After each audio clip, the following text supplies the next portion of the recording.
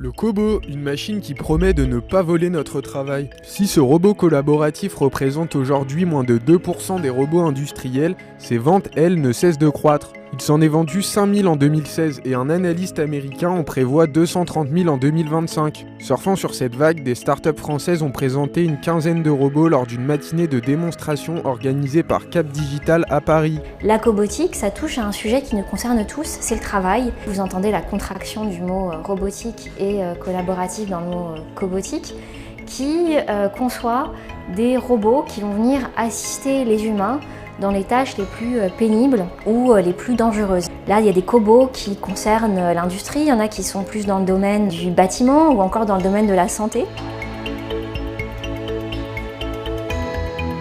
C'est Leka, c'est un petit robot éducatif qu'on utilise pour les enfants touchés par l'autisme, la trisomie, le polyhandicap et qui ont donc besoin de processus d'apprentissage et de jeux qui soient adaptés à leurs besoins. Il vient comme outil pour faciliter la prise en charge de l'éducateur. Le robot se connecte à l'iPad, donc le faire se déplacer, changer de couleur.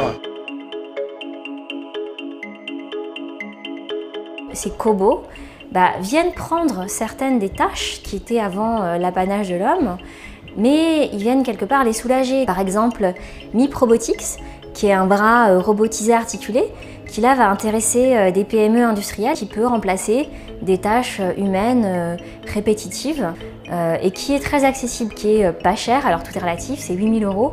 Donc vous voyez à quel point finalement il n'est pas question que les robots nous volent nos emplois, en tout cas il y a toujours une place pour l'humain à haute valeur ajoutée de pilotage des systèmes robotisés. Les cobots ne pourront toutefois pas empêcher la suppression de nombreux emplois. Jusqu'à 800 millions de postes pourraient disparaître d'ici 2030. Seule lueur d'espoir pour les chômeurs du futur, une étude américaine a annoncé que 85% des emplois de 2030 n'existent pas encore. Il y aura donc une multitude de nouveaux métiers pour combler les pertes de postes. Reste à savoir si cela suffira.